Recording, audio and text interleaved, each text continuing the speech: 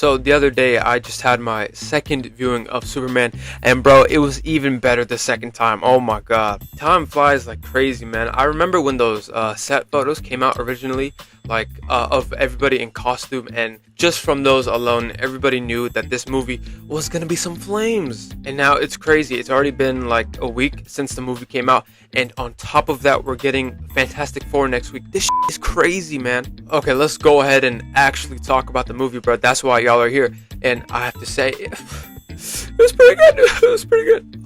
By the way, if this wasn't already implied, we're gonna be talking about spoilers, so watch out, watch out. First thing I have to say, the MVP in this film for me was Lex Luthor. Every time he was on screen, it was peak. I was enthralled by this dude's performance. Nicholas Hoult, you are such a great Lex. Good job. I think legit my favorite scene in the film is towards the end when he's telling Ultraman, what a, he's like pumping his fist. Bro, it's the funniest thing, bro. It's because you can just see, like, this dude is a hater, and I'm like, bro, he had me yelling with him too. I was like, yeah, what a. It was so good, man. Like, bro, what a casting. This guy is so great. Nicholas Hoult, bro. I already said this, but oh my god, what a good job. Of course, we have to talk about the Superman. And bro, this dude, David Cornswell, looks so good as Superman. Like, sometimes I actually got like overwhelmed. I was like, bro, this dude is like he is like picture perfect Superman. It is like bordering on ridiculous. Like, I don't know how, like dude is actually Superman. Not gonna lie though, there was another scene at the end when him and Lex were arguing, and he was like, well, that's your problem. That's always been your problem, Luthor. I get scared. Listen. On my first watch, like, I was cringing out of my seat. It was so bad. I have to be truthful. But it's not because of, like, what the scene was saying or, like, what it, like, means, right? But it was kind of like the way the dude, what's his name, or David, he, like, delivered the line.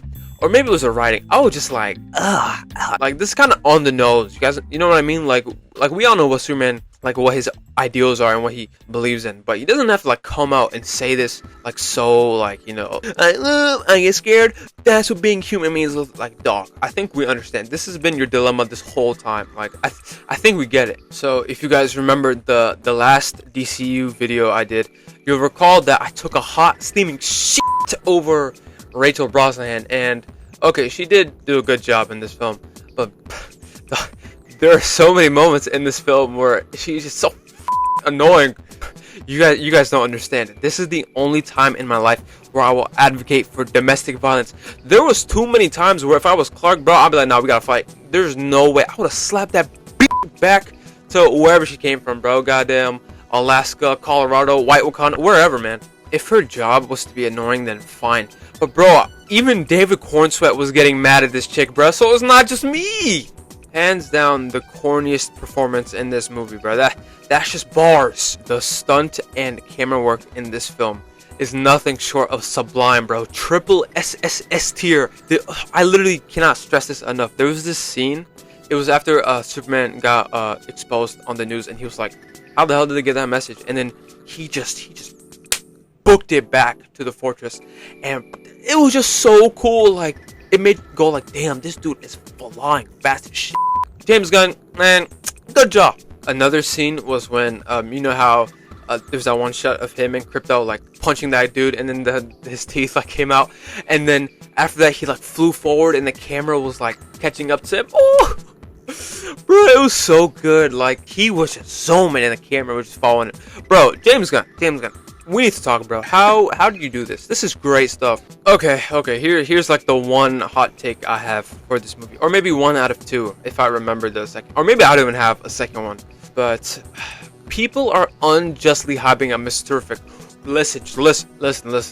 I swear I was going into this film like, okay, bet standouts are surely gonna be Superman and Mr. Terrific.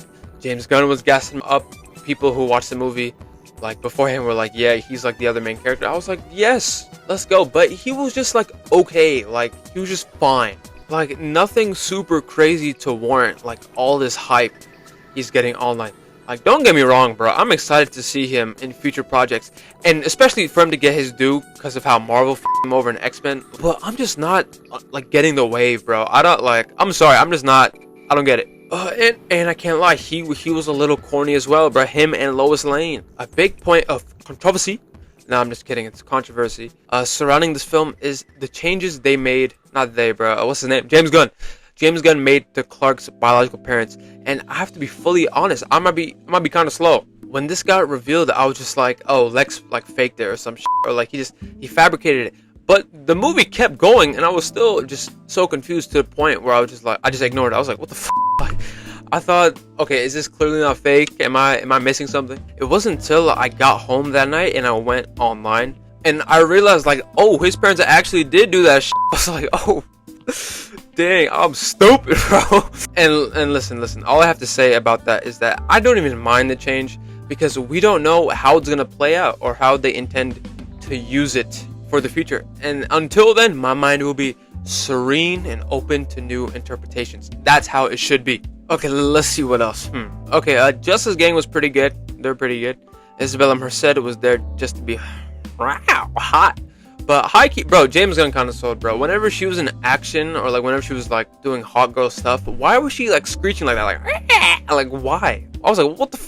Why is she doing that? Like, not even one time. She does that shit like a minimum of like 3 or 4 times. I'm like, bro, so what is this trash depiction? Guy Gardner was pretty good. Was pretty good. I wanted more Superman and Guy like murder beef, bro. Like, where's the smoke? Punch him or like smack him with like a Green Lantern oven mitt, bro. Like, do something. Like, they want Guy Gardner to be like a. He wasn't even a. He was like trolling like here and there, but nothing to be like, yeah, this guy. Maybe in Lanterns we'll see that, because in Lanterns it seems like they're actually like, you know, I don't know, they're gonna take it a bit more seriously. By the way, shout out the GOAT, who's already the GOAT, James Gunn, bro. That he's a true GOAT.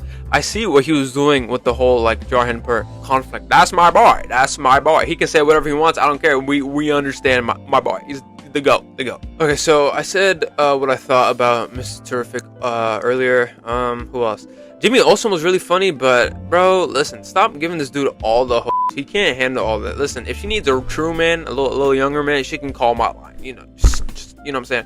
Ultraman was a fine villain, but I appreciate how 100,000,000% he's coming back as Bizarre. There's no way he's not. I will stake my life on that claim. Okay, a quick side note-ish, kind of, whatever.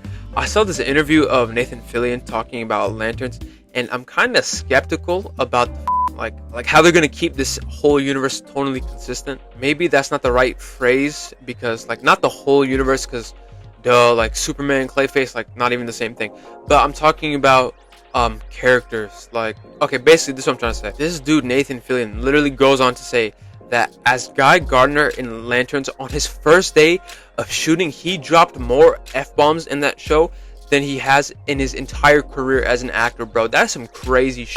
Very clearly, I don't have a problem with swearing, but listen, how are you gonna make him cuss up a storm in Lanterns and then have him be a saint in whatever movie he shows up next? You tell me he's gonna be like, yeah, fuck this guy, you, you John, you out, like, what? And then, yeah, Superman, yeah, screw you guys, man, I don't like you guys. I don't know how they're gonna do that, because I don't see how it wouldn't be weird, like, he's acting one way in the show and another way in the film.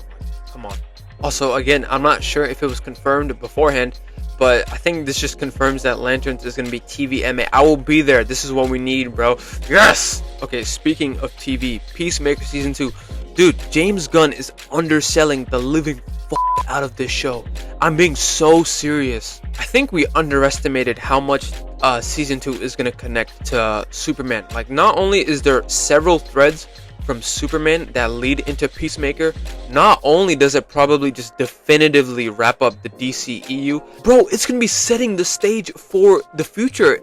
James Gunn went and said that this season is gonna be setting the stage for the first big event in the DCU. Bro, what? You cannot make this shit up. They need to be marketing the out of this show. Like, you can't just say that and just be like, oh yeah, Peacemaker Season 2 come out. No! Like, if you go and watch that first trailer for Season 2, you will not think at all that this was set a stage for a big event. You're just like, yeah, they're just doing whatever. It's in this universe now. Bro, oh my god. Also, his cameo in Superman was so random, bro. I actually, like, that got a really good giggle out of me. Crazy how solely because of what James Gunn has said about this new season of Peacemaker, my hype for it has gone up tenfold. I literally could not care less about it like prior to watching Superman, and now it's like, okay, I will be there every Sunday or Thursday or whenever it drops. Of course, I can't talk about Superman without mentioning my wife, Millie Alcock. She looks so she looks so good as Supergirl, bro. I will be there in theaters, baby girl. Don't worry. Don't worry. In terms of what big event they're planning, I honestly have no idea, but I could not be more excited for it, bro. I'm pumped. Feel free to comment down below, like, whatever theories you guys have on where they're gonna take this universe after what we've seen in Superman and what we're gonna see in Peacemaker. Oh, and I forgot to mention this earlier, but there was this other thing that bugged me when I was done watching the film, and it was that I kind of realized that they kind of sidelined like Rick Flag Sr. and all those guys, and I kind of wish there was more connections to Creature Commandos, but I kind of understand why it wasn't like there wasn't that much connection, because Gunn probably wanted to have this movie as a clean slate, but maybe we're most likely going to see those connections pop up in Peacemaker season 2. And okay, before I ended this video, I think it's important to say that from the looks of it, it looks like the shows in this universe are going to be really important, because okay, well, first of all, look what he said about Peacemaker, and second of all, I remember he said something similar about lanterns and that show tying in to the larger mystery of the DCU. So if that's the case, bro, listen, I will be there. I can't wait, bro. I'm there. Okay, I can't lie. I think that's all it for me. If you guys liked my rambling, please leave a like and comment what you guys thought about Superman and any other thoughts you have on the DCU. And besides all of that, I'll catch you guys in the next one. Take it easy, man.